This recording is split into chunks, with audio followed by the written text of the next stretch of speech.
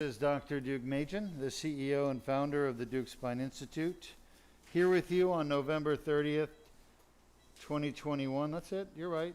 No, this is an 8. Oh, an 8? You can assault it. You know what? It's not bad. Really? I don't know why, but it doesn't feel like an 8. Not yet, right? You know, let's just go with it. It feels good? I mean, I don't have tingling yet. Okay. What is it? So, I'm sorry, we're getting a little distracted here, but we're in the operating room at Surgery Center Viera and Deuk Spine Institute, getting ready to perform a surgery of the spine, specifically a cervical spine, which is in the neck. And our patient has 3 herniated discs.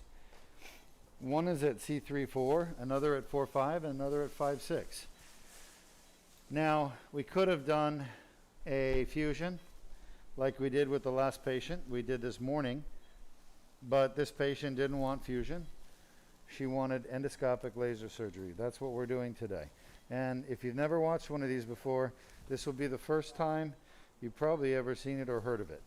It's all done with a small incision, 4 millimeters, and usually we can fix 3 discs with 1 incision. All right, let me just take a moment and then we'll get started, but I have to palpate the spine. I can feel it there.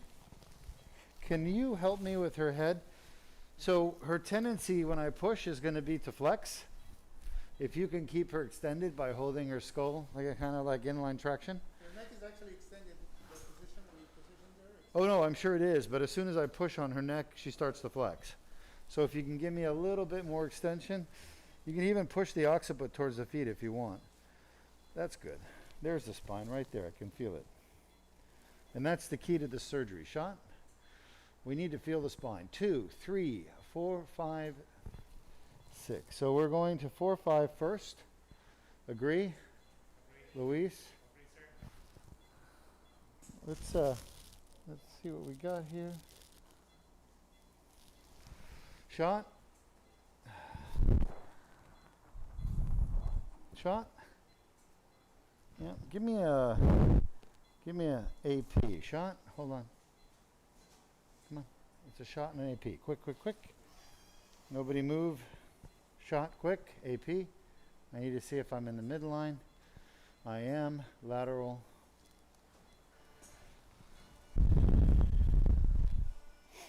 Let me know when you're ready.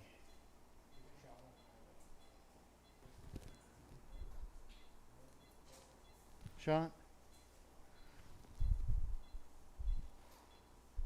Shot. Okay, coming out. Coker. You can relax, doctor. You can relax. Now, give me an AP. Yeah.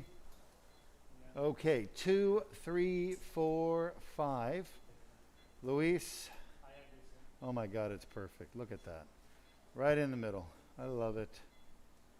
I love it when the plan comes together. Oh, you forgot the esophageal tube.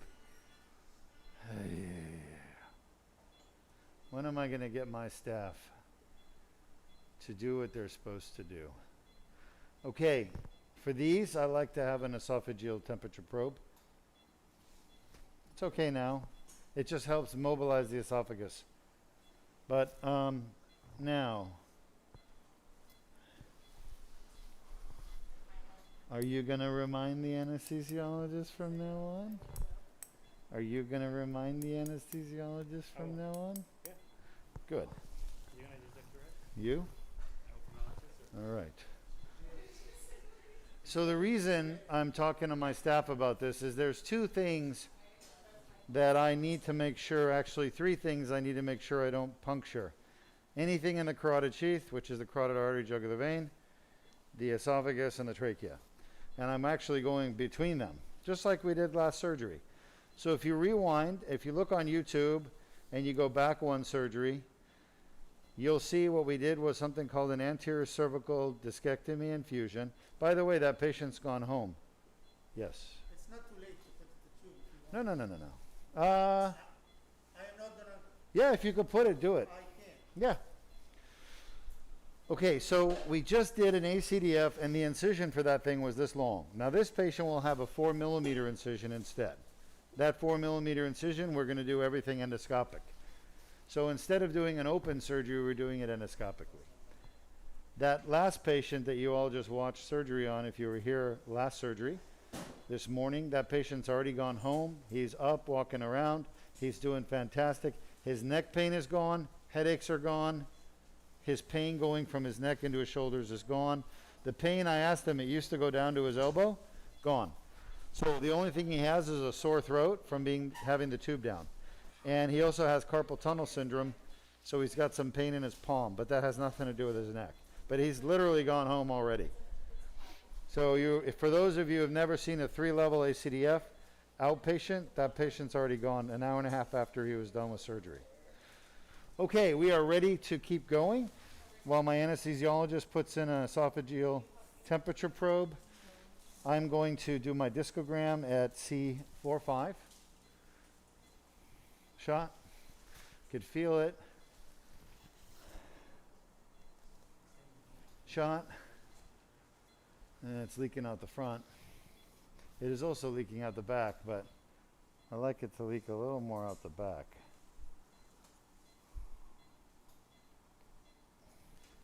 There's a lot of scar tissue back there.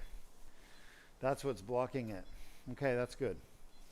Okay, so we just did our discogram. We injected about a cc of this material. It's a liquid, and it's really a combination of sterile saline, Omnipaque, and something called indigo carmine. And it's a 10% indigo carmine. Is it a 30% Omnipaque? 30%? Is it 3 cc's per 10 of Omnipaque? Yeah. All right. So 30% Omnipaque, 10% indigo carmine, and a little preservative-free Marcaine. Not in cervical. No. Just lumbar. From now on. Yeah, I know. Let's change it. Okay, at this point, we are in the middle disc, and we're going to have to fix this one, plus the one below and the one above. Everybody in agreement? We're doing 3, 4, 4, 5, 5, 6. Doctor, let me know when you're done. And you're good? See? Oh, there it is. Yeah, there it is. We see it. Thank you. Okay, so I'm going to proceed as soon as you're finished. Let me know when you're finished. Okay. Finished.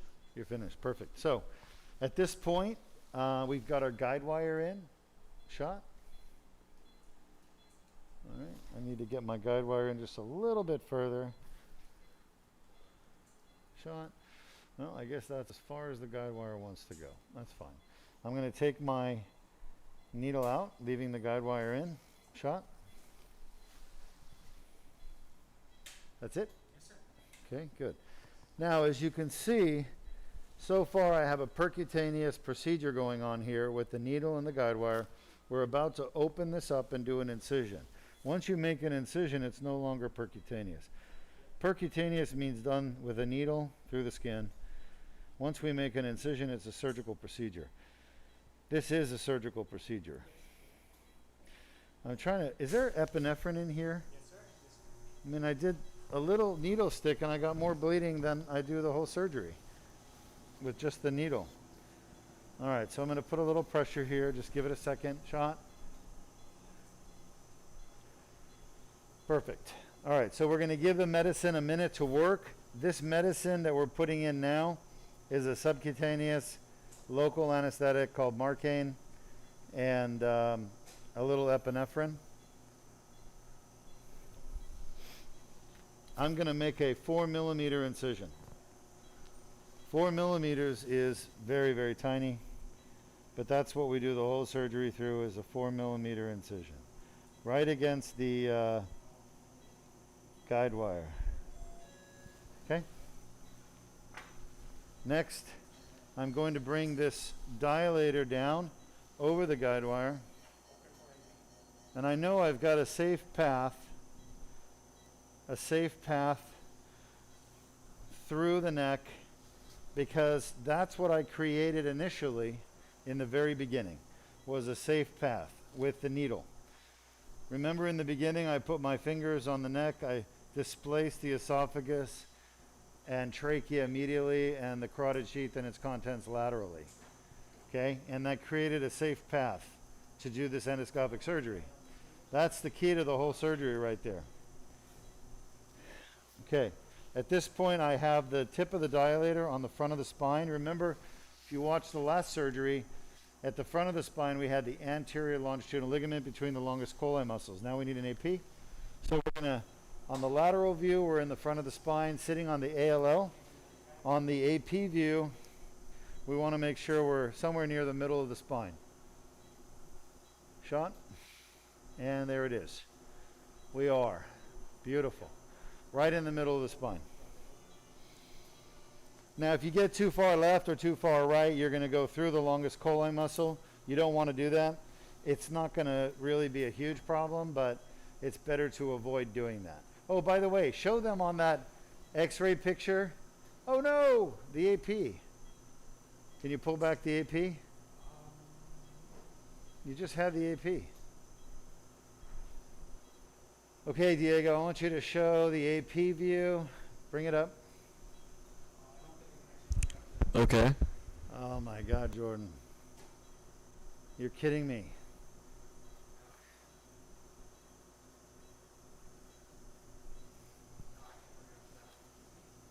Why can't you go back one picture? This machine should be saving images. I can go back to the images and save a different one. I don't think they can see that. You can't see it. All right. Go back to an AP. And do not change your view until I tell you to, okay? You just reshot the picture. I didn't want you to reshoot the picture.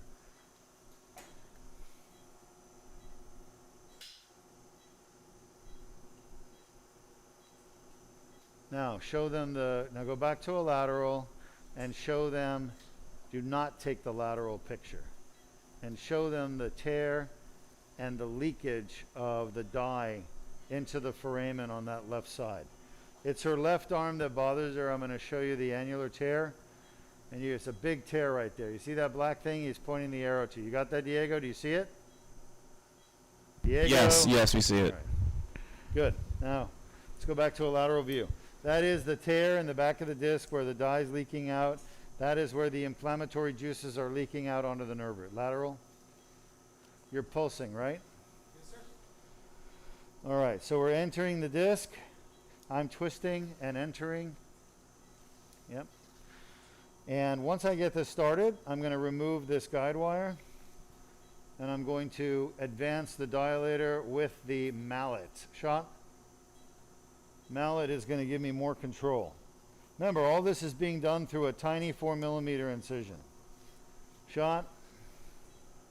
All right, time to bring the mallet in. The mallet is just that, it's a hammer. This is not Thor's hammer, this is Dr. Deuk's hammer. You like that? I like it.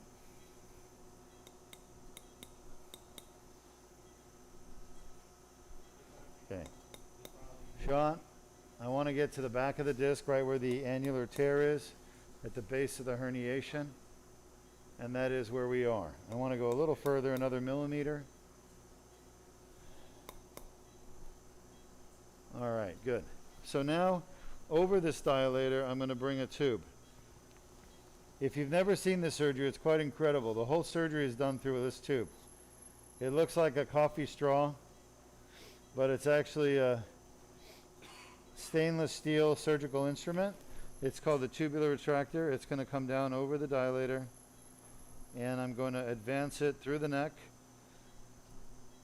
And you all remember last surgery I did earlier today when I moved the esophagus and tracheas one way and I moved the carotid sheath the other, and I created a space that was very big and open, and you can see the spine. I'm going through that same space, but instead of opening everything up, I'm doing it endoscopically.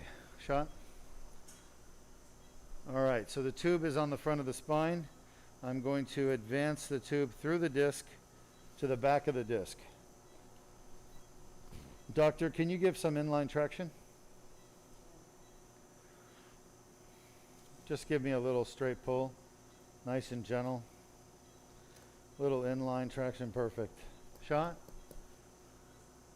And there goes the tube through the disc, shot. Shot. Almost there, shot. A little bit further, shot. Shot. That's it. All right, thank you, doctor. You can come out. Okay, so you can see the tube is at the back of the disc. I'm now removing the dilator, which is in the middle. Shot. And now you can see the tube that I'm doing the entire surgery through. It's literally docked right at the back of the disc where the herniation is. The nice thing about cervical is I can do both sides of the disc, the whole disc in the back, with just one incision on one side. All right. Hey, everything okay, Jordan? All right. Now you don't want to contaminate that, so do not back up into it, okay? Okay, come on over here. Good. Thank you, Luis. Okay, we're ready to get started on our first disc. Where's the scope? Any questions from the audience? So why don't you go ahead and show our audience why we do the Deuk laser disc repair surgery on patients with herniated discs. Why do they get pain? Why do herniated discs cause pain? Can you run that animation? Cervical disc. Can cause annular tears to form.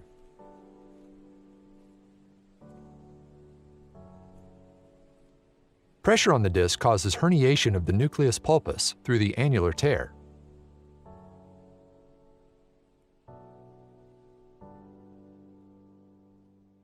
Inflammatory tissue develops within the annular tear, causing neck pain. The inflamed annular tear generates pain signals.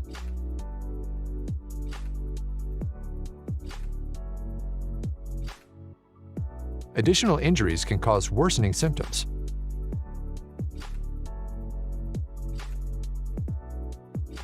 Inflammation from the annular tear can spread to the nearby nerve roots, causing arm pain.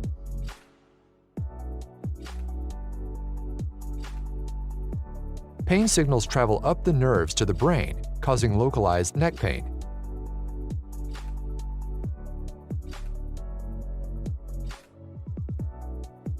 Pain signals reach the primary somatosensory cortex, causing conscious awareness of neck pain.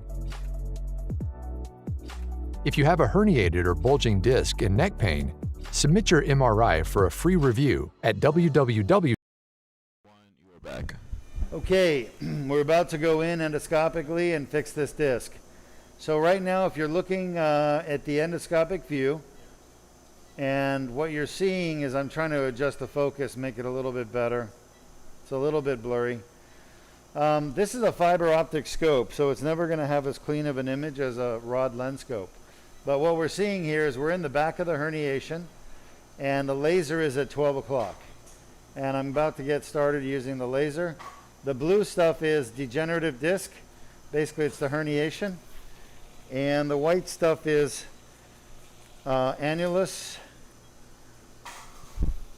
scar tissue, could be bone. I'll tell you what it is as I encounter it. I need this over here. All right. So there's the herniation right there. We're literally right on it. That's the beauty of this endoscopic surgery, is you get right on the herniation. Now remember the last surgery we did, we literally had to dig through the patient's neck with an ACDF just to get to the disc. And then once we got to the disc, what do we have to do? We had to take the whole disc out to get to the part in the back here. Now we're just leaving everything else there, and we're just going straight for the herniation itself. That's the beauty of this procedure, is there's no need to take open the whole neck up, and there's no need to take the whole disc out because we can just fix the part in the back where the problem is. So it's kind of nice that everyone gets to see these two surgeries back to back. This one being the less invasive, more advanced surgery. There's a piece of herniation right there. Stand by. So what I'm going to do is take the scope out, reach in with a little grabber to the bottom of this tube where that piece of herniation is. I'm going to grab it out and give it to my assistant, Flynn, and go back in with the scope for round 2.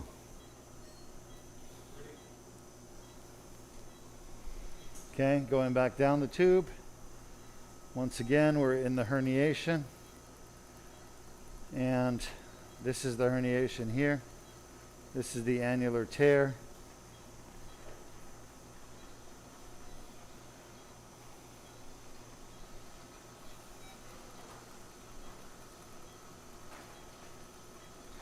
And I'm just using the laser to release the herniated fragments. Right there's another piece. And the laser is quite wonderful at helping me remove these pieces of herniation because a lot of times they're stuck. They're stuck down to the annulus. And that's why we do a debridement. We do a debridement because you can't get the pieces of herniation out unless you debride the annulus itself, the annular tear, because they're stuck to the annular tear.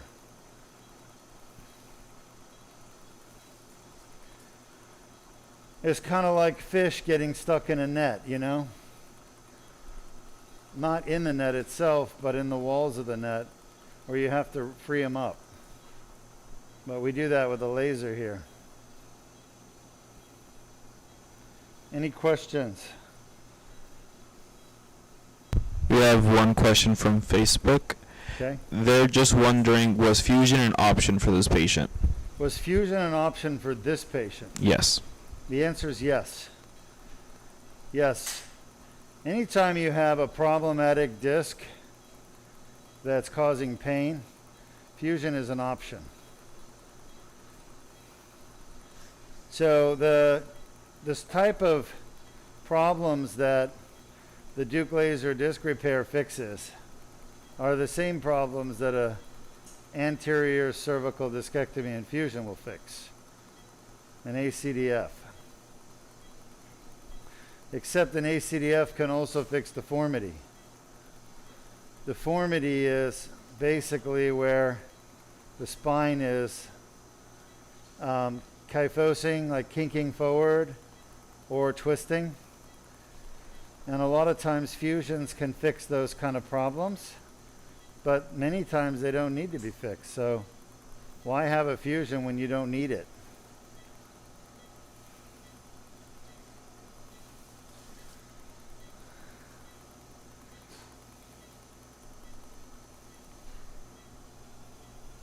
The truth is, we should be saving fusions for patients that really need fusions, which is about maybe 5% of the time. Come on, guys. You guys got to think about the interplay of these things.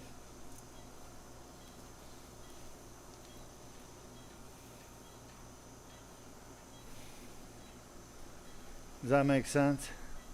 Yes.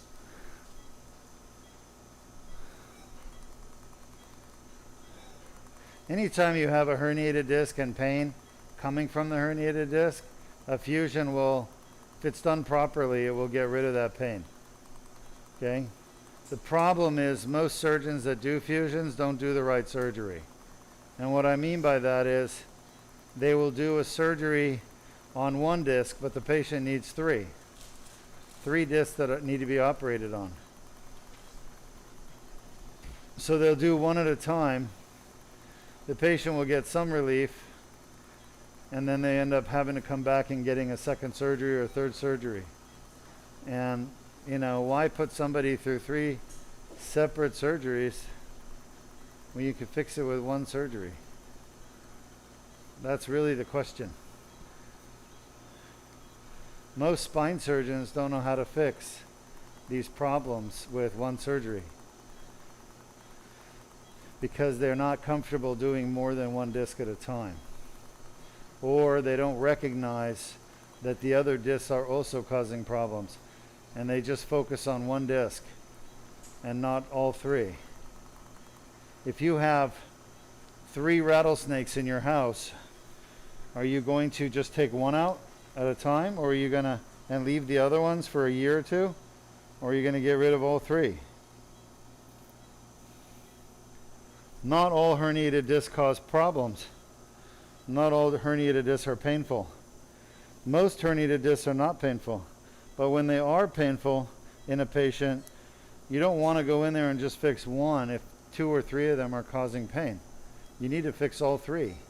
Otherwise, the patient's still going to have pain when you're done with their surgery, and that's what happens all the time. I see it all the time, not my patients, but other surgeons fixing only one disc at a time. The more experienced spine surgeons that have the better results, they always fix. They're comfortable. They're not afraid of doing more than one disc at a time, and they have the best patient outcomes.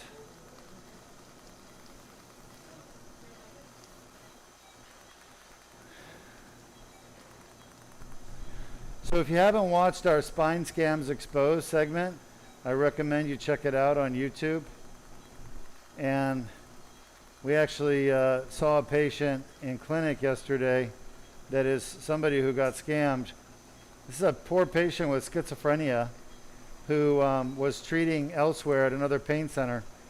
And unfortunately, there's a tendency of pain management doctors these days to just want to go for procedures that pay them the most money. So what they do is they'll start patients on some shots. Patients won't get better. They won't get any permanent relief. And then they'll, instead of referring the patient to a surgeon, the pain management doctors start putting in spinal cord stimulators and pain pumps. Now, spinal cord stimulators and pain pumps pay very well. That's why they do it. They don't do it for the patient. They do it for themselves. But those spinal cord stimulators and pain pumps, they don't work well at all. And they frequently have problems. And they stop working very soon after they're put in. They're very expensive. They cost the insurance company anywhere between $30,000 to $100,000. And these pain management docs are just putting them in left and right to make money, without really thinking about or caring about whether the patients are going to get better. I see it all the time. It's not done at Deuk Spine Institute. It's unethical, so we don't do that because it's not in the patient's best interest. But there's also this kind of reimbursement for these pumps and stimulators. They cost about $20,000 to buy, and then companies get paid around $35,000 to $100,000. And what's happening is it's a great way to make money, so all these pain management doctors are doing it. And it's really a surgical procedure, should be done by a surgeon. But they're jumping on because they can get away with doing it because it's a minimally invasive procedure. And what's happening is people are getting these stimulators and pain pumps put in, and they're not working. So they're in horrible pain. Now they've had these surgeries they didn't need and shouldn't have had in the first place. And it's kind of like when there's blood in the water, the sharks will come. Who do you think the sharks are in this situation? They're venture capitalists. And the venture capitalists have taken great interest in pain management clinics. If you're a pain management clinic these days, they're all getting bought up by venture capital companies, or they're getting bought up and as part of large chains. And then these chains go on and sell them as bulk investments to venture capitalists. Why does that matter? Because what's happening when they get bought is these doctors are being told, hey, if you were putting in 100 spinal cord stimulators before we bought you, now we want you to put in 300 in your patients. Because there's so many people with chronic back and neck pain that they all go to the pain management doctors. And these doctors have basically betrayed that patient by putting in unnecessary spinal cord stimulators and pain pumps when the patient has a simple problem that could easily be fixed with a simple, inexpensive treatment that's safe. But instead, the pain management doctors don't make any money on that. So they're doing these pumps and these stimulators that make them a lot of money. And it's totally unethical. It is bad medicine, and people are falling victim to it, and people don't know any better, which is why I'm mentioning it. Because that's what our broadcast is about. It's about teaching people the truth. So, to give you an idea, some of these pain management docs are putting in hundreds of pumps and stimulators a year. One doctor may put in 500, 1,000. Okay? And just to give you an idea, we do pain management here, but we don't promote stimulators and we don't promote pain pumps because they're dangerous and they don't work. They don't work very much. They're really reserved for very few cases, selective cases. Okay? And we do about 5 a year.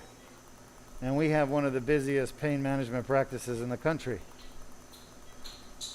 That just goes to show you how much overutilization is the word the insurance companies like to use, and I'll borrow it from the insurance companies, but how much overutilization there is of these procedures for the basically the driving force is profit. Now, I don't believe patients should be taken advantage of that way, but I'm making you all aware of it. Do with it what you will. There's a lot of people who don't believe me. That's fine. But if you're listening out there and you're suspicious about it, be careful. Don't fall into that trap. I think about the doctors that are promoting spinal cord stimulators and pain pumps. I think about them as no different than those people that contact you and say, you know, I am in Nigeria and you have won $1 million. All you need to do is give me your bank account number and I'll send you the money. Right? And unfortunately there are people that believe those people. But they're scammers. And these doctors are no different. They're no different. So just be wary. These procedures we do, they actually fix people. Their pain is gone. And if they have some residual pain, when I'm done with them, it's coming from something else other than the disc. And I have to find that source and fix it. But we're all about fixing the pain, not covering it up with pumps and stimulators that pay very well but are not good for patients long term. Okay? I am in the foramen on the left side. That's what we're seeing down there. I've gotten rid of all the herniation. And this is a degenerated disc, by the way, in case you're wondering. It is a degenerated disc. We're done.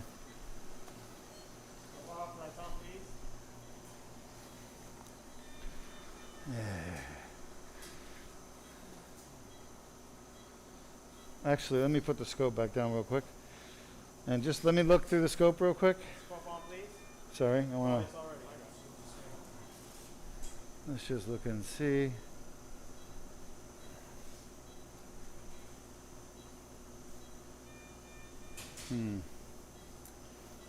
Scope off. Yeah, I'm not going to do any of that.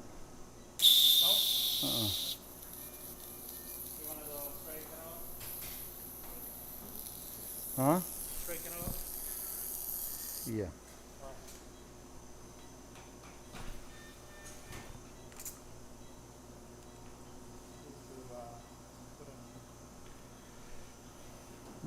hold that.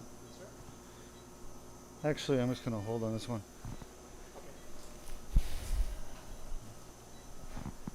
Let's just see where we are.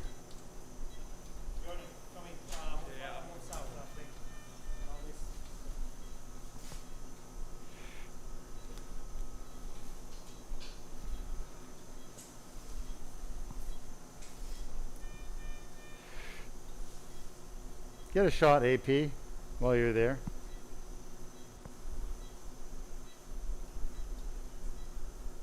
And lateral.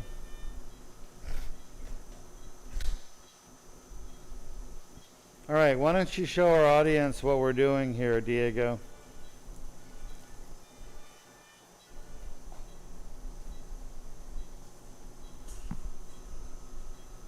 Diego, can you hear me? Yes, I can hear you. Let me have that medicine on a skinnier needle. This needle. Can you run the video of the Deuk laser disc repair cervical?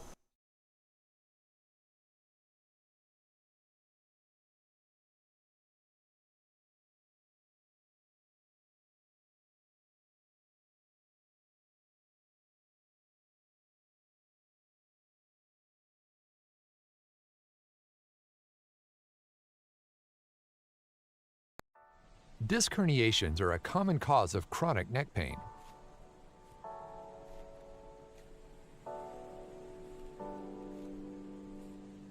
The inflamed annular tear causes neck pain. Inflammation of the nerve roots causes arm pain. A Band-Aid-sized skin incision is made. A small tube is inserted without damaging the bone or soft tissues.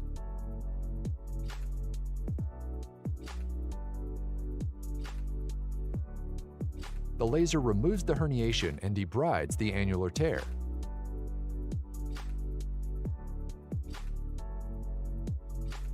The annular tear heals on its own. It can take up to 12 months.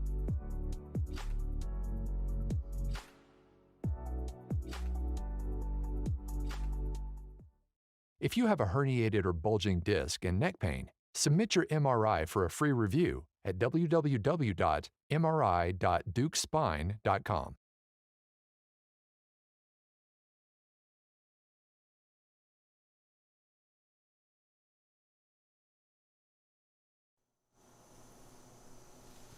Sean? So we're out of the disc and we're off to my side. We want to get back towards the midline.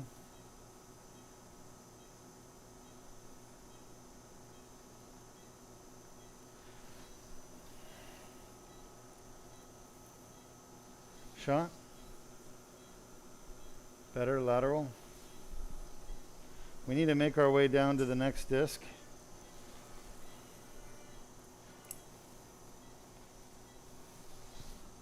That's it right there. All right.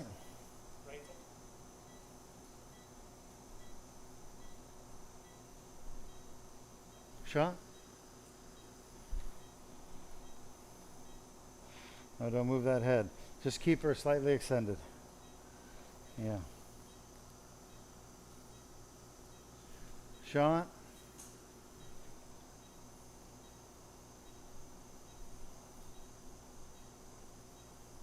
Shot. That's perfect. Give me an AP. Nobody move. Almost done. And shot. Okay, it's a little off to that side. I need to bring it back to me.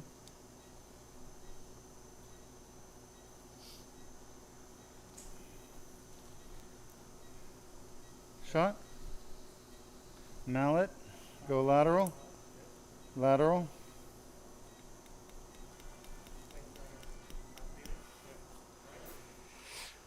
Shot. Good. Give me a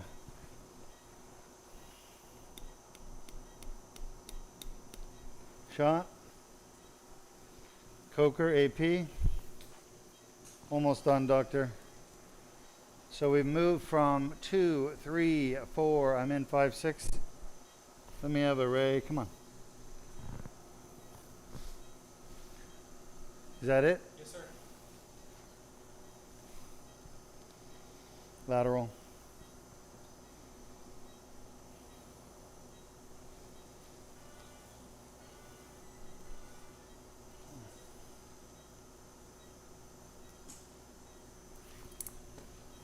Shot.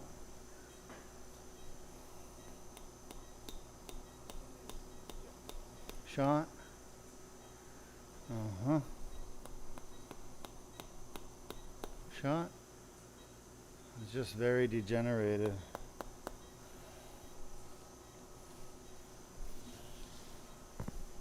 Looks good. 2, 3, 4, 5, 6. You can come off. Yeah. Let me, no? Okay. All right, I was just gonna do it without the dye. Okay. No discogram. Oh, no, this one? Okay. I know. Because it's, I need the tube.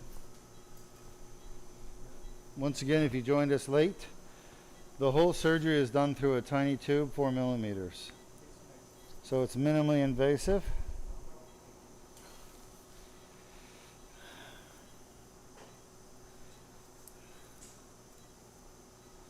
We've already done the 4-5 disc. Now we're at the 5-6. 2, 3, 4, 5, 6. Everybody agree 5-6 is the next disc. And then we're going to work our way up to the top. And then we'll be done. What a contrast, huh? For those of you who watched the last surgery with the big incision, moving everything around, exposing the carotid. Watch your finger. Shot.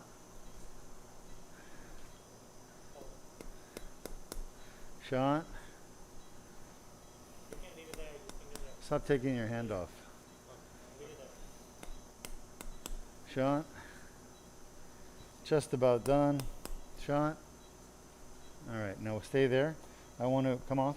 I want to advance this tube. Shot. Shot. Shot. No, we're not trying to do a biopsy. We want to just get our tube in position. Shot. Watch your fingers. Shot. That's it. Perfect. So we've advanced the tube to the back of the disc where the herniation is, just like we did the last one. And now I'm going to remove the herniation endoscopically.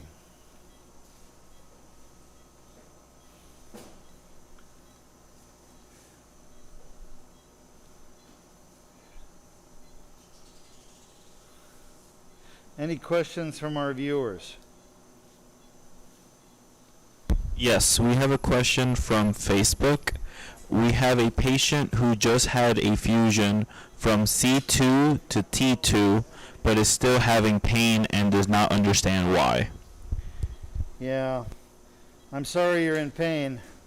I could figure out why you're in pain, but I would need to see you. And the best way to do that is to go on to our website. We do free MRI review. Just type in mri.deukspine.com. Maybe you can put the link there and use that link to upload your images, and then I can figure out why you're having pain. If I had to guess, I would say the most likely reason you're having pain is going to be muscles. And that is the most common reason to have pain after that type of surgery. You must have had a posterior cervical laminectomy infusion. Again, there's, unfortunately, as I say all the time, there's a lot of wrong ways to do surgery and very few right ways. I'm not saying everybody needs endoscopic surgery, though I would say you should try to do that if you can. But there is a lot of bad operative technique. And bad operative technique is like bad anything technique. Whether you're a bad gardener or a bad mechanic on a car, okay, your results are not going to be good if your technique is not good. Does that make sense? If you don't water the plants, fertilize the plants, keep the weeds out, give them enough sunlight, not too much, based on the type of plant. And, you know, not all gardeners are created equal. Not all surgeons are equal. So it could be that you have a problem with the way the surgery was done. I wouldn't know that unless I saw your pictures. Specifically x-rays at this point, maybe even a CAT scan, okay? But I can figure out why you're having pain. I just need a little more information other than, here's the procedure I had, why am I having pain, right? So you have a legitimate reason to have pain after surgery. I just don't know what your reason is. Is it a failed fusion? Is it a broken piece of instrument, like a screw that's broken? Or is it that they didn't treat the right area? Is it your muscles? I would like to know what your therapist thinks. Does the therapist think maybe you have a muscle issue? That would be interesting to know.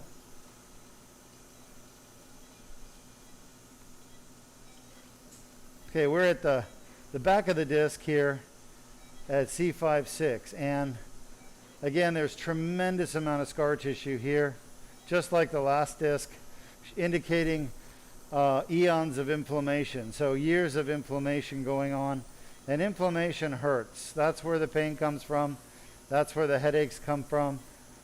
It comes from that inflammatory process going on in the back of the disc. Okay, a lot of arthritis here, and I'm removing the source of the inflammation, which is going to be the herniated disc. Thanks. You got to get rid of the herniated disc if you want to get rid of the inflammation. There's a piece of herniation right there.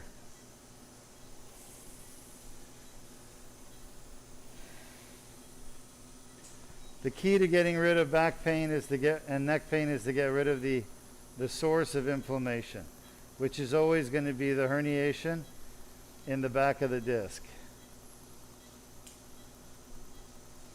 All right. Any other questions?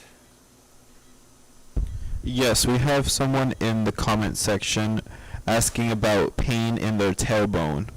Pain in their tailbone? Yes. All right. And what is their question about pain in their tailbone? Has anyone had spinal problems as a herniated disc? Does anybody have pain in their tailbone? So, pain in the tailbone is the sacrum. It could be the coccyx. The coccyx is a little bone that hangs off the bottom of the sacrum, or what's considered the tailbone. The reasons people get coccyx pain is they usually have trauma to that area, either a fall, and you know it's the coccyx when you have serious tenderness right above your anus. So, like just next to the anus, basically, that's coccyx. And if you push there, not your anus, but just above it, oh man, it hurts like hell. Okay, that's a coccydynia, we call it, and it's fixable. It just takes a shot into the coccygeal ligament. We do that here at Deuk Spine. The other thing that could be tailbone pain is a fracture of the tailbone itself. And the only way to diagnose that is a CAT scan. So I would recommend a CT scan of your sacrum, looking for a fracture. And you can usually ask your doctor to order that. If you're at risk, for example, if you have osteoporosis or osteopenia, you're at higher risk for spine fractures, and especially in the setting of a fall. A fractured sacrum is very common. Again, totally fixable. So I found that most every cause of back pain and neck pain is total. There's a big herniation right there. Look at that thing. They're all fixable. But you have to make the right diagnosis. And Some people have 2 or 3 diagnoses, so they need all 3 things treated. And the other thing you have to do is technically you have to do the treatment properly. You can't just do it improperly and expect good results. So, like I said, in my opinion, one of the biggest problems we have today is that the doctors that we trust to cure our pain, they don't want to cure our pain. These are pain management doctors. They don't want to cure your pain, because they cure your pain, they're putting themselves out of business.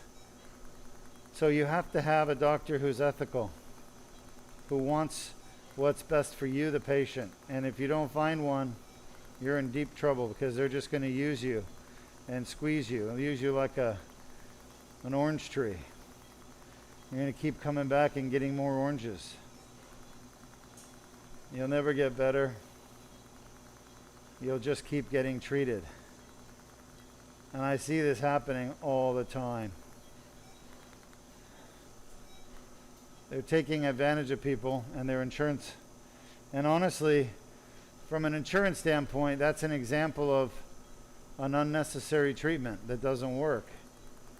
So I don't know why the insurance companies continue to cover things like spinal cord stimulators and pain pumps, because they're dangerous, expensive, and they give people a false hope, because they don't really fix anything.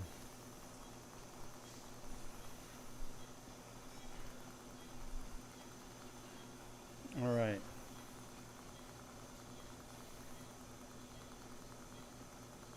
Any other questions, Diego? No other questions, doctor. I am actually in the foramen right now, zapping away at the herniation. In the foramen on her left. You can see the shape of the foramen.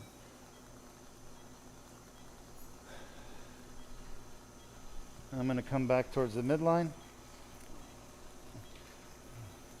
Things are going well.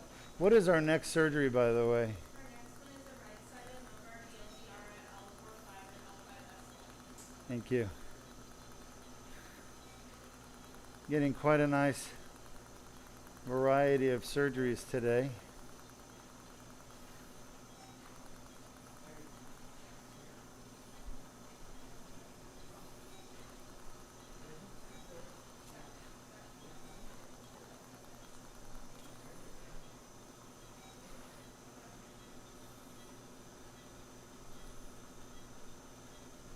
Great questions from the audience.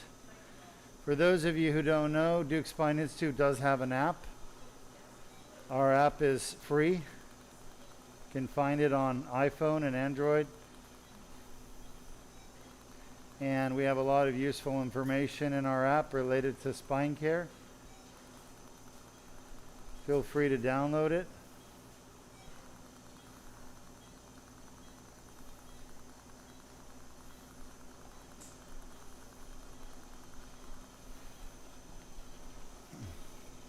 Just about done here. See how much nicer it is when you don't have to take the whole disc out, right? There's no big incision, there's no bleeding, it's just go to the back of the disc where the herniation is and fix it.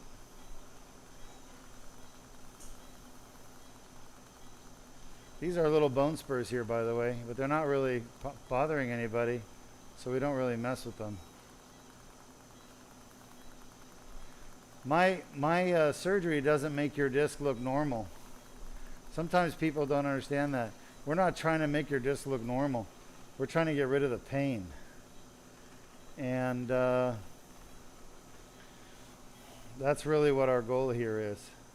We're trying to do it without fusion, without invasive, dangerous surgery.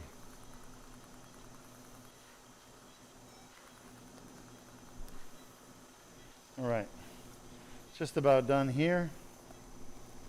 And then we're going to go to our final disc.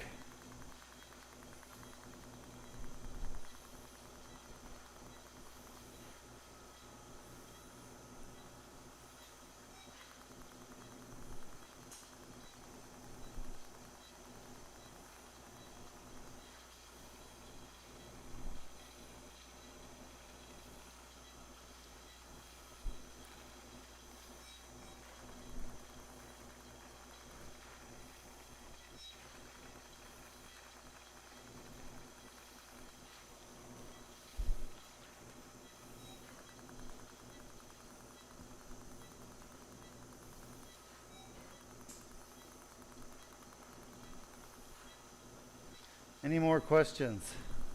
This is all scar tissue, by the way. I'm trying to remove as much of it as I can safely. Yes, we have a question. Where does Dr. Deuk get his instruments from? I didn't hear what they said. Where does Dr. Deuk get his instruments from? Oh, instruments? Yes. Well, it depends on which instrument. We get our instruments from a lot of different places. But it depends on which instrument you're talking about. Are you talking about the implants that we put in the last case? That's Alphatech. If you're talking about the endoscopic stuff, it's Richard Wolf in Germany. That's it. You want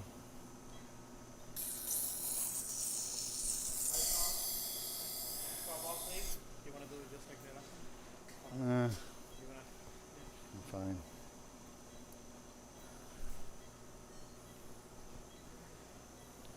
I don't know which instruments though they're referring to.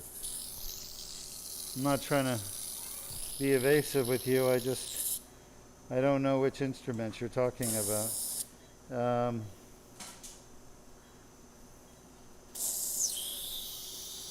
The endoscopic stuff is mostly Richard Wolf. Richard Wolf, it's a German company. They're wonderful. I love their endoscopic stuff. There's other companies out there, but I don't use them. I could, but why change when something works so well, you know? Okay, we're gonna move over to our last disc. As you can see, we've done everything so far with one little cut on the neck. It's 4 millimeters. It's amazing to do that whole surgery with just one little cut. Now I'm going to try to get the last disc. Doctor, if you don't mind giving me that little inline traction with extension. I'm going to move, huh? Give me 1 minute. Yeah, go ahead and go lateral. Let me get the fluoro in position.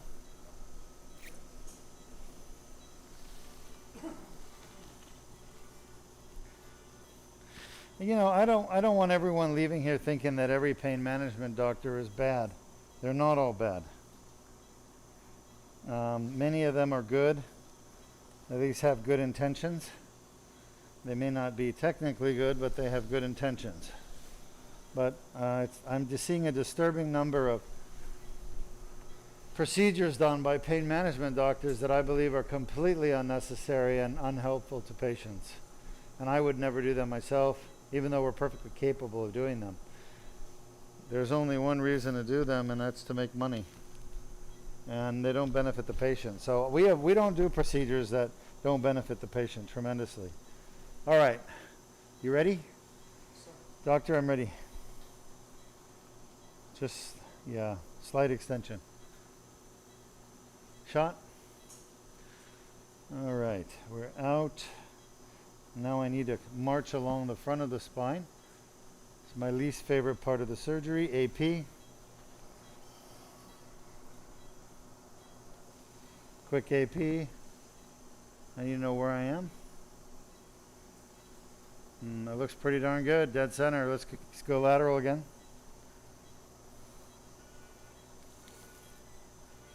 A little bit of venous oozing. It's normal. All right. I got one more disc to get up to. 2, 3, or 5. Here we go.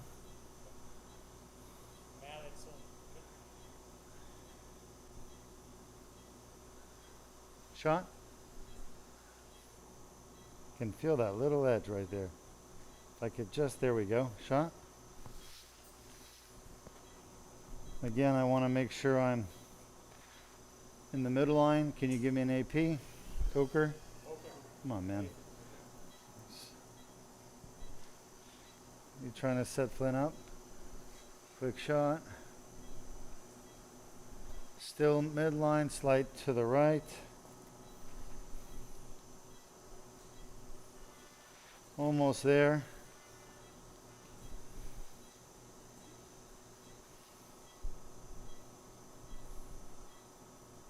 Shot. We're there. I need to check the AP view one more time. Shot.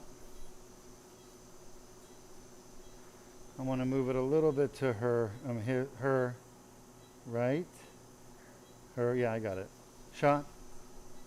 That looks really good right there. I'm happy with that lateral. Mallet. Everybody stay where they are. We're almost done.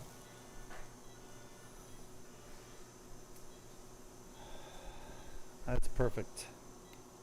Enter the annulus. See it, doctor? Pretty cool, huh? Go mid, you're done. Thank you. And we're going to do a discogram here. Shot. Shot. Beautiful. All right, we'll do our discogram.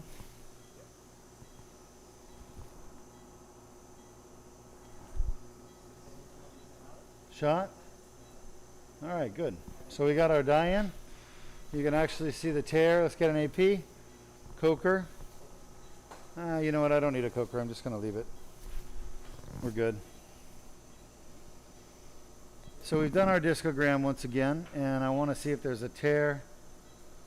And there is on both sides. You see the tear on both sides? Go ahead and show them, Jordan. So the tear is in the back of the disc, and you can see the dye going around the nerve root on both sides. It's starting to work its way out in the framing. That's it. So there's tears on both sides at this disc. All right, come back to a lateral. We're going to debride both tears. That will allow this disc to heal and into a pain-free state. And take a look, folks, at this incision, 4 millimeters. We did 3 discs. Compare that to the last surgery, shot, where we did, the whole neck was open. Okay, we're right on the spine. Mallet, shot. I'm going to advance my dilator a little bit more. Shot. That's perfect. Now I'm going to advance my tube over the dilator. Shot. You always want to keep checking because this dilator sometimes moves. And you don't want it going where it's not supposed to go.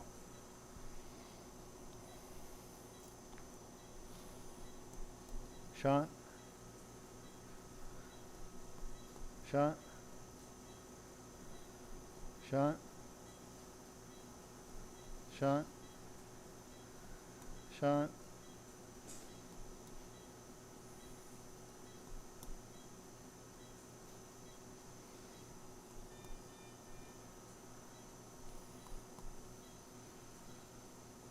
Let me get that dilator in a little bit more. Shot.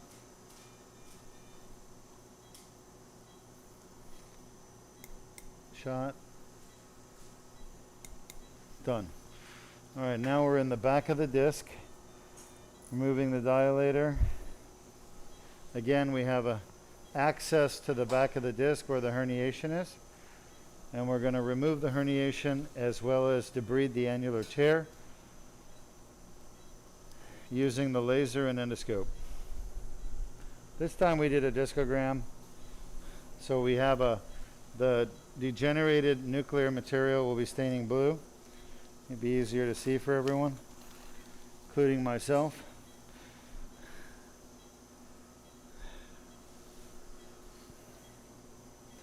Okay, I need the scope view. Let's get some lights down. All right, that's good. Okay, we ready? Let's get the laser on. Thank you. Thank you. Piece of herniation there. Any more questions from our audience? That's a herniation right there.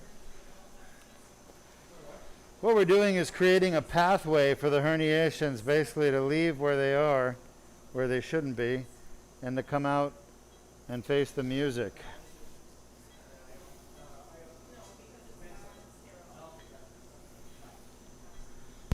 We had the patient say that they do have a fracture in their sacrum.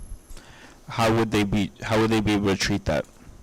If you have a sacral fracture, the way it's typically treated is something called sacroplasty. It's basically a kyphoplasty where we inject cement around the fracture to stabilize the fracture. That is typically the best treatment for a sacral fracture. Now, not all sacral fractures can be treated that way, but most of them can be. So you need that X-ray, the CAT scan, not the X-ray, CAT scan, and you really need to make a diagnosis as to where the pain is. If you would like, I could look at it once you get the CAT scan, and I could help you decide what needs to be done. I don't know if you're aware, but we offer free MRI reviews here at Deuk Spine. All that can be done virtually over the internet. So you don't even have to come to my office and see me, and we don't even charge for it. It's free. The reason we do free stuff is we want to help people. And if we do it for free, we're more likely to get people to be involved and, take care of themselves and get better. Our goal here at Deuk Spine is a back and neck pain-free America and the world. We don't really want to stop in America, to be honest. We want the whole world to be pain-free. So basically, we go out of our way to help people get answers. We may not be able to operate on everybody, but at least we can give people answers as to what's causing their problem. And why is that valuable? Well, good luck getting those answers from your primary care doctor. They're not going to know. Good luck getting those answers from most other doctors. They don't know. The problem is, there's a herniated fragment right there. The problem is the truth is that 95% of doctors that treat spine problems have no clue why you have your pain. They can't figure it out. They're not capable. They don't have the training, they don't have the expertise, and they don't have the resources available to really do it, like to do blocks, A lot of figuring out pain sources is diagnostic imaging and blocks. And if you don't have a doctor who can do blocks, like joint blocks, then you're not going to be able to make those diagnoses. We do here at Deuk Spine. We have the right doctors here, and we're able to make the diagnosis because we have the diagnostic imaging, we have the block doctors, and we have the treatment doctors who can treat it. So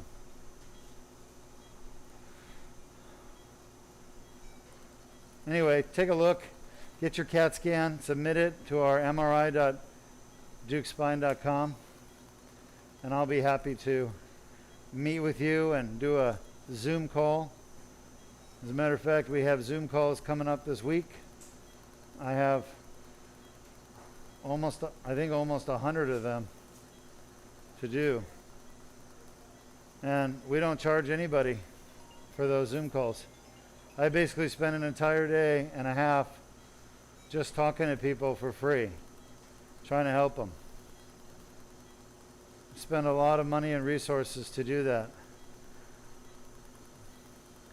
because we want people to go in the right direction to get better,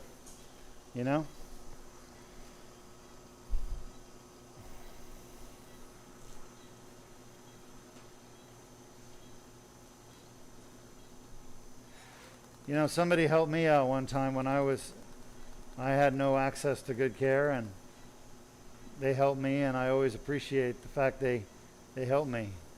So I want to help other people. But obviously there's a limit to what we can do. But at least we can give you a diagnosis and set you in the right direction. Okay, this disc compared to the last one is very different. This disc has a lot of little herniations. The last one didn't. The last one had mostly scar tissue. Oh, look at that herniation coming out of there. Oh, yes. This is so awesome. That came out of the foramen. The left C. What are we doing? 3-4? Are we doing 3-4? Yeah. 3-4 foramen. So that would be pushing on the C4 nerve root on the left side. Okay? Very cool. There's another herniation. And what I'm doing is I'm floating these guys up. Okay? There's another one.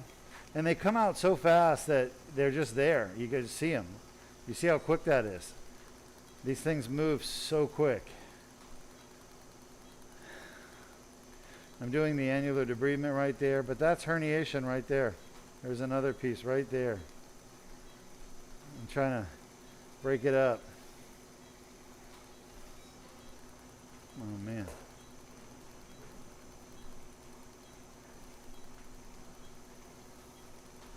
By the way, great questions from our audience today. Appreciate the audience participation. Yeah, we have another one. You have another question, no problem. Yes. We have somebody who has a C3, C4 injury. They say that it's mostly bearable, but one thing that she finds odd is that her thumb curls in. Thumb curls in. Yeah. That's interesting. The thumb should not curl in. That doesn't go along with a C3-4 injury. That's something else. Now, could be tendonitis, it could be a nerve injury somewhere else, but not C3-4. Had nothing to do with C3-4.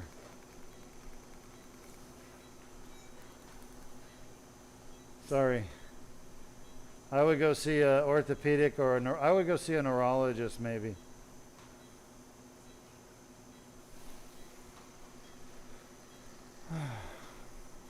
Just about done. Doctor, I need about 10 more minutes. This is yeah, this is definitely the worst one. This is all herniation down here. Make it 15 minutes. A big herniation here. Big. Y'all see that? That thing is a monster. This may be what was causing most of her pain.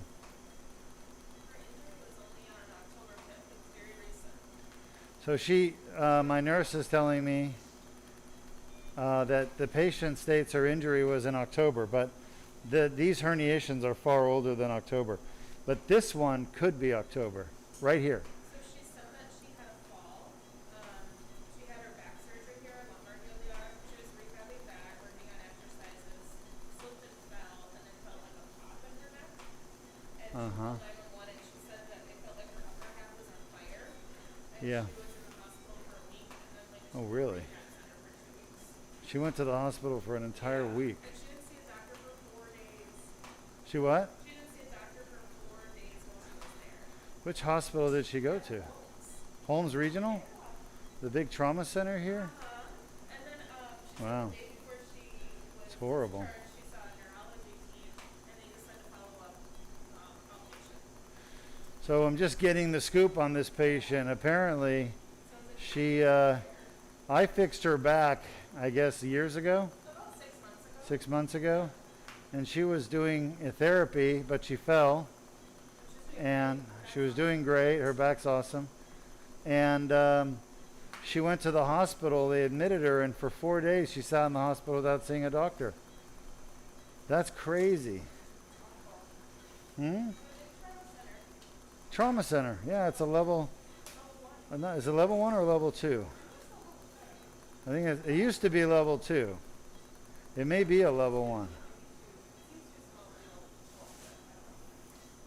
Yeah, a level 1 trauma center is like Shands. That's where I went for training.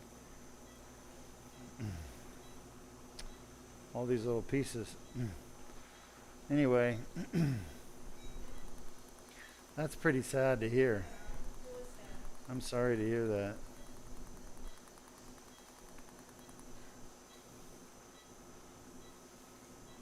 Why would they make her just sit in the hospital 4 days? she said all they did too was just pain meds and stuff. They didn't really do any therapy or anything. Boy, the quality of care just deteriorated, huh? I'm switching your irrigation. Yeah, I noticed it's getting a little weak. Thanks. The pumps are so nice. Good, I'm glad you like them. Luis, are you happy with the pumps? Oh, Luis is happy. Crystal's happy. Oh, I'm happy. Yeah, I think she's going to do great after the surgery. But you can see all this damage here is all relatively new. It is not old like the other discs. So I think it was her C3-4 that was the recent injury. This is definitely more recent than the one we just did, the 5-6. The 5-6 looked old, really old.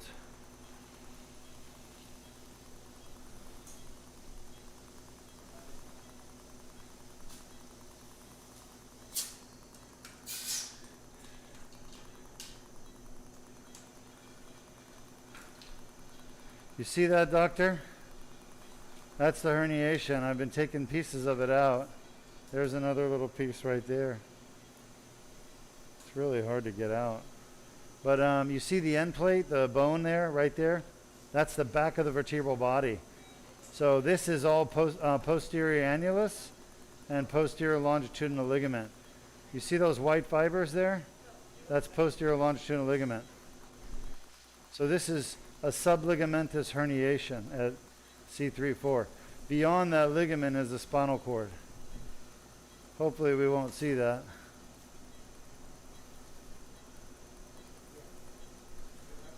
There's a little herniation right there. It went through the ligament. I want to make sure I'm not leaving anything. Oh, there's another herniation.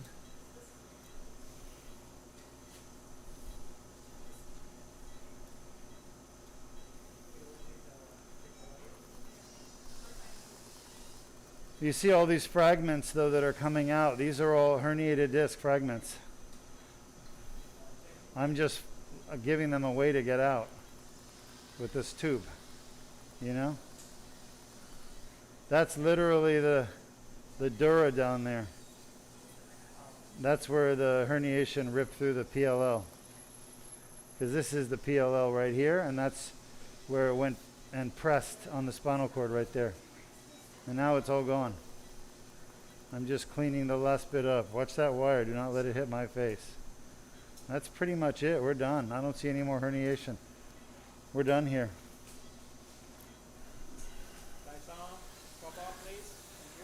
Nice job, everybody. That was awesome. Just love doing these surgeries. I'm not having any suction here. How come I don't have suction? Yeah, now I have it. Yep.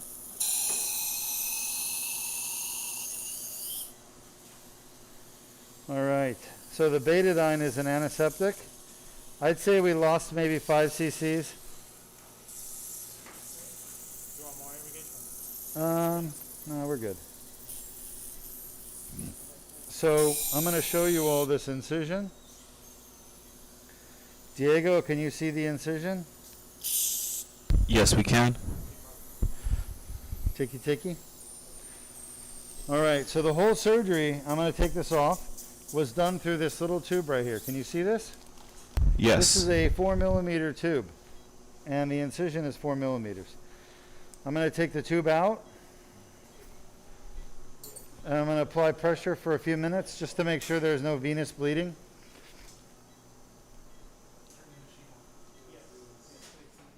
Pull it, twist it, pull it. Sure.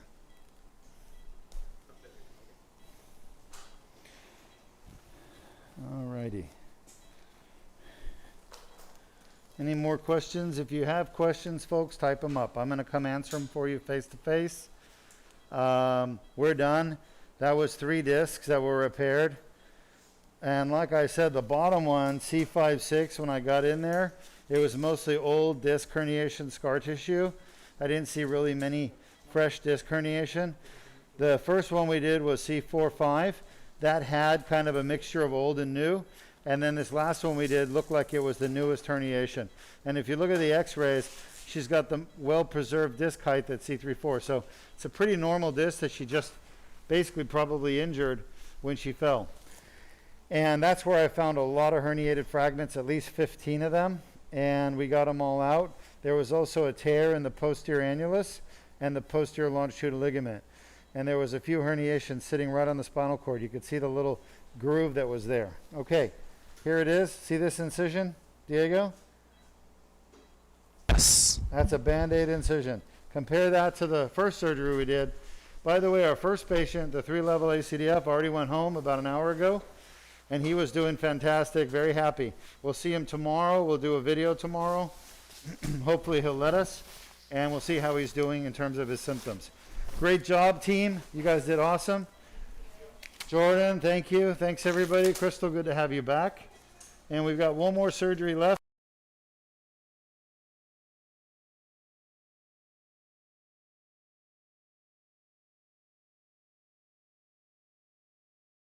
For one purpose, and that is to get his neck. I have a very special patient sitting here next to me who's traveled all the way from Tennessee. Yes, sir. With his family for one purpose, and that is to get his neck fixed. In the wild, I've trained animals for 25 years, not jumping through fiery hoops, but just mostly behavior, no, come, just a few words. No, we had 52 big cats, tigers, lions, leopards, cougars, lynx. This is me about 6 years ago in the tiger cage. And this guy here, we raised him from a baby. That's special. I'll tell you what, the special part is being here. And how long have you been dealing with this problem with your neck? It's come on in the last 8 weeks strong, but after I start thinking about it, even 6 months ago, I was seeing things happen that I couldn't understand why. And I just want to get back to somewhat where I was at and get the feeling back in my hands, my stability, a little strength where I can get this boy up. Well, what's going on, as we've talked about, is you've got these herniated discs, bone spurs in your neck that are pinching down on your spinal cord and nerves.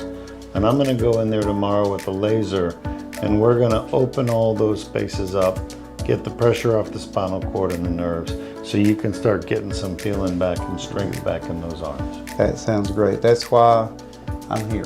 Then I've researched, and I kept coming back to you all and seeing the testimonies and seeing, watching hour after hour after hour of the surgery. And that says a lot if you can do it live on Facebook.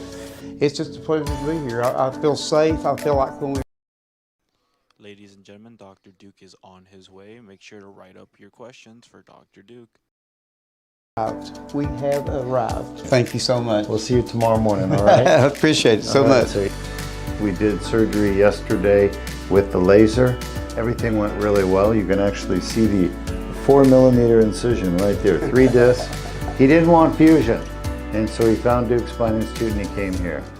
After the surgery I talked to you, I was still a little bit drowsy. And 4 hours later, we were sitting over at a restaurant, seafood restaurant, eating seafood, and I could clap my hands at the baby because he claps when he does something good. And I could clap with him without missing my hands. And you're already getting strength back in your arms and legs. You're getting control of your bowel and bladder back again. That's great news. It's a great sign. I think you're going to keep improving and hopefully get you back to normal. You are the best. That's why I'm here. That is why I'm here. It is amazing. From the time I walked into this place, I felt at home. I felt like I was with friends all the way through surgery. We walk into this surgical room, everything's so clean. I feel like I'm in a dream. I really do. Thank you so very much for what you've done. You are welcome.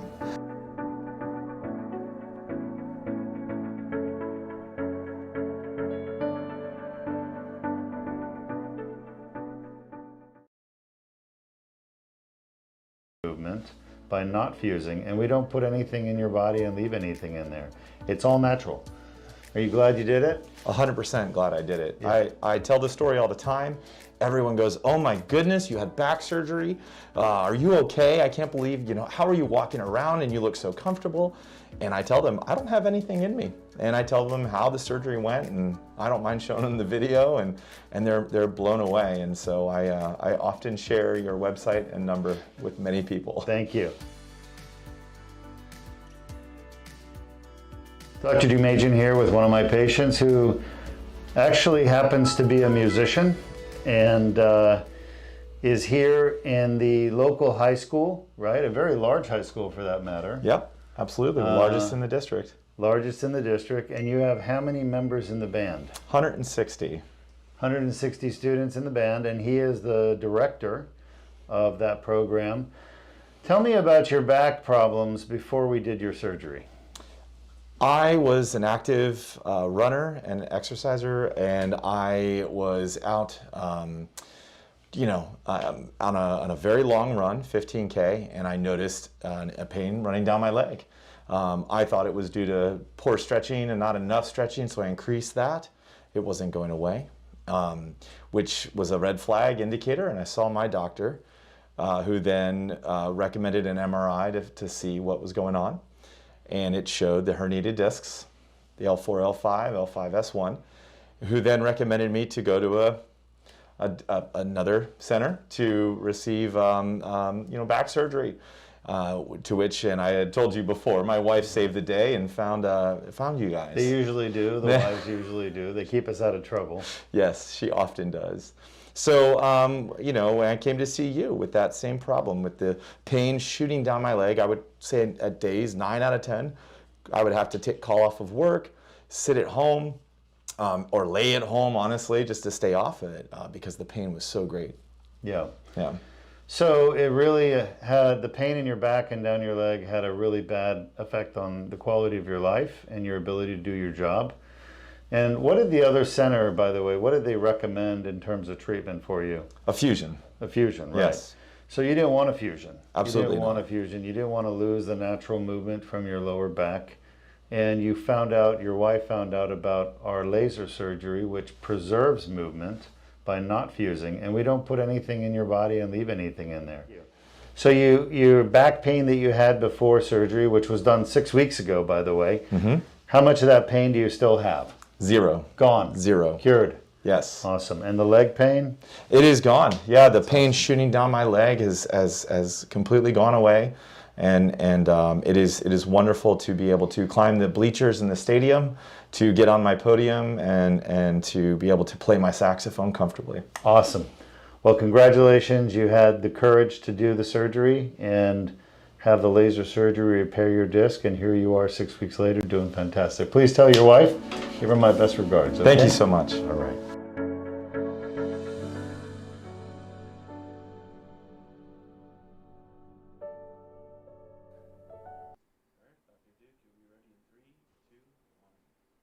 Hello.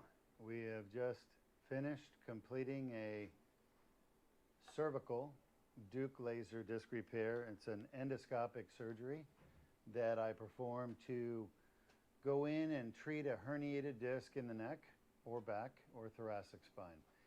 And the surgery is done endoscopically because with the endoscope we can make a small incision and I can basically pass through all the neck, the soft tissues that are here in front of the spine with minimal trauma to those tissues, as long as the surgery is done properly. And by not traumatizing all these tissues here, then patients don't get trouble swallowing, they don't get trouble breathing, they don't get blood clots, they don't get infections, they don't get problems that are typically associated with open surgery. So if you go back one surgery today and you watch the ACDF that I did, which is a 3-level ACDF, I had to open the neck from here to here, move everything over, put in a metal plate, put in cages, and fuse the spine. And I was treating exactly the same problem that this patient had, that we just did surgery on. Both patients, the ACDF and the laser surgery, had herniated discs. And what are herniated discs? Herniated discs are basically the little cushion, the jelly cushion between the bones that allows the bones to move, to twist, to flex forward and back, and to laterally bend. So that movement happens in our spine between bones where there are joints. Okay, so lateral bending, flexion and extension, moving forward and back, and then rotation, side to side. These movements are cushioned by the disc. And when you have a disc injury, like a herniation, it comes from trauma to the spine. It causes a tear in the back of the disc that allows the jelly to seep out. Now let me take one of these discs out and show you what I'm talking about. So this is what you're looking at. This is the cushion between the bones, okay, the bones being my hands. And if you look in the back of the disc, there's a tear called the annular tear. and then the jelly has pushed through the annular tear and it's wedged into the tear and sticking out the top. If you think about this as a mushroom, this is the cap of the mushroom here, and this is the stem or stalk of the mushroom. I like mushrooms, that's why I'm using a mushroom. I'm probably getting hungry. So I'm thinking about mushrooms. But that mushroom stalk is what causes the neck pain, and the cap is what causes the arm or nerve root or spinal cord problem. This part pushes on the nerves that are behind the disc, and this part here, this part of the herniation stuck in the tear, causes the neck pain. So I went in through the front and I left the whole disc there, and I went in and basically zapped away this jelly in here that shouldn't be there, and I removed the cap. So I removed the herniation, and that will allow the disc to heal. It went well. We did the whole surgery with one little 4mm incision, and it was all done through a metal tube that I moved around from location to location. This surgery I developed about 16 years ago. It was a surgery that I developed from another surgery that I had learned from the South Koreans, where they went in endoscopically just like I did, but they would just take the herniation out that's pushing on the nerve, this part. And their patients continue to have neck pain and headaches. The reason why? Because they would never treat the actual tear itself. The treating the tear is what I developed, and I learned about 16 years ago that by treating the tear with the laser and cleaning it up, it would allow the disc to heal properly, and it would get rid of the neck pain and the headaches that patients are having. And that's a big deal because everybody has neck pain with a herniated disc when it's symptomatic. And many people have headaches. About 2/3 of the people with a painful disc herniation also have headaches coming from the herniated disc. Okay? About 90% of people have arm symptoms. So 100% of people basically have neck pain, 90% have the arm symptoms, and about 2/3 or 66% had headaches. So I could get rid of the neck pain, the arm symptoms, and the headaches 98% with this laser surgery that we just did. That's our average. And we did it all without putting in any metal plates and without putting in any cages. This patient didn't want fusion, and I didn't want to do a fusion on her. You shouldn't want fusion either. It's totally unnecessary if you have access to the endoscopic surgery. All right, we're going to take the first question. All right, do you ever find when you go into surgery that there is more damage than what the MRI shows? Yeah, great question. So one of my viewers asked me, hey, when you get inside that disc and you start looking around, do you ever find there's more damage than the MRI showed? Absolutely, you are right. It happens almost all the time. You look at the MRI and you go, oh, that looks like a disc bulge. But inside the disc, the MRI can't show you this, the disc is totally disrupted. There's chunks of herniation everywhere. And once you start getting in there and you start taking them out, it's like one after the other come out. For this one disc in this lady, this was the top disc. The last one we did was C3, C4 disc. There was actually like 15 pieces of herniated disc. On the MRI, you'd never tell. As a matter of fact, when you look at her MRI, if you looked at the beginning of the surgery, we showed it to you, that disc didn't look that bad. But inside the disc, there was total carnage.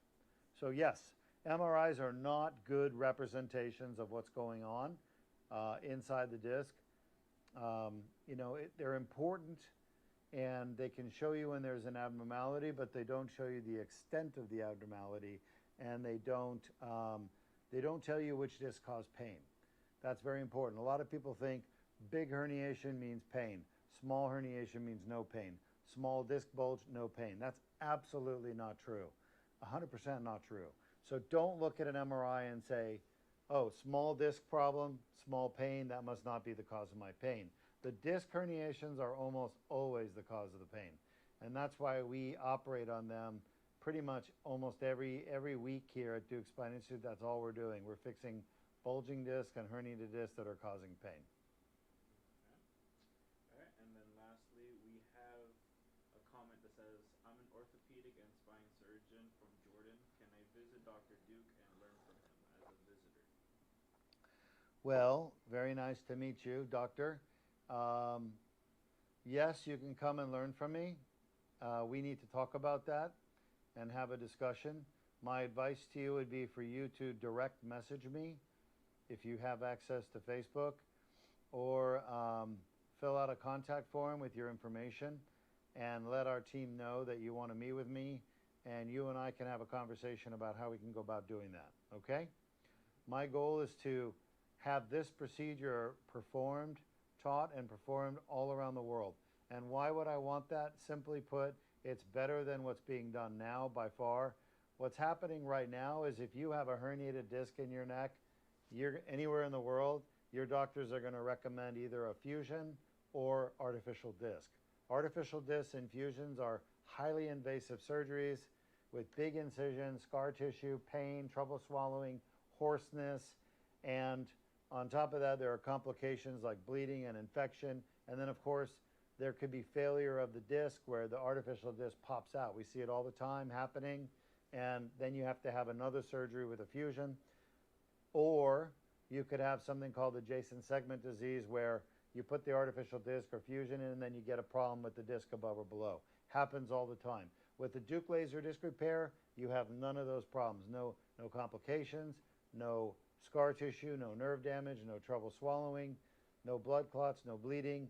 It's the most perfect, amazing surgery in the world, and it cures neck pain, it cures arm pain, it cures radicular symptoms, it even cures myelopathy. There are only a few cases where you would need to do an open fusion surgery, most notably if you have a herniated disc that migrates down or up behind the vertebral body, where the herniation is actually, instead of directly behind the disc, it actually moves up so it's behind the bone. I can't reach that with the endoscope. So we would have to do a corpectomy and then a fusion. But again, those are very rare situations in the lumbar cervical spine. Most of the time, we can do endoscopic transdiscal surgery or transforaminal surgery in the lumbar spine, and we can get those herniations out easily with the laser. All right, I hope you enjoyed the surgery. Again, we had a nice contrast between fusion and Deuk laser disc repair. Deuk laser disc repair being a far better surgery than the cervical fusion. But in the end, when I do a fusion and I do a Deuk laser disc repair, my average elimination of pain for the patient is 98% either way. The difference is with a fusion, you got a big incision, a lot of trouble swallowing, and a lot of healing that needs to be done. You got a metal plate in your neck. With the laser, none of that. It's all natural. And that really, the laser surgery is the future of spine surgery. And it's called the Deuk laser disc repair. We have 2,000 videos on YouTube. You can just go to YouTube and type in Deuk laser disc repair, Deuk Spine Institute. You can watch those videos. But there are over 2,000 videos now of surgeries, testimonials, animations, just all educational material, wonderful stuff to learn by. We also have the app, Deuk Spine Institute app. It's free. It's on Android and for iPhone, and you can download it and use it. It's got lots of good information. Hope you enjoyed the surgery. We got one more coming up, and it's on a lower back surgery.